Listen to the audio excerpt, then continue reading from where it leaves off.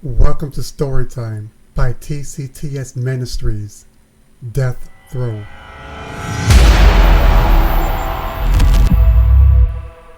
Earlier that day, I felt a strong urge to say a little prayer for my cousin Ty, who was going to be staying over for the evening.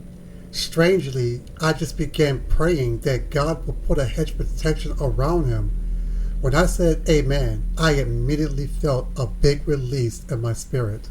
Later that day, my brother Roderick, Ty, and our friend Rick were in the gravel-covered yard having a heated discussion, Roderick and Ty, who were always at each other's throat about practically everything, which was the reason I decided to join the conversation, mainly to try and keep the peace. When Ty called Roderick's girlfriend ugly, that's when things went left. Roderick then threatened to punch Ty in the face if he had said another bad word about him or his girl. But Ty just ignored his threat and continued on with his insults, saying that he could even take Roderick's girl away from him if he really wanted to, and there was nothing he could do about it.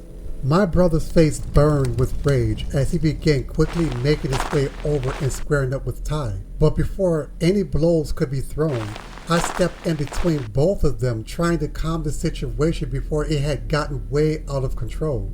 Roderick wanted badly to get at Ty, but thank God that I was standing in the way. Ty turned and moved quickly over to a tree and stood in front of it as he continued his insults against Roderick. Meanwhile, Roderick turned and found a blade on the ground. He picked it up and immediately hurled it at Ty.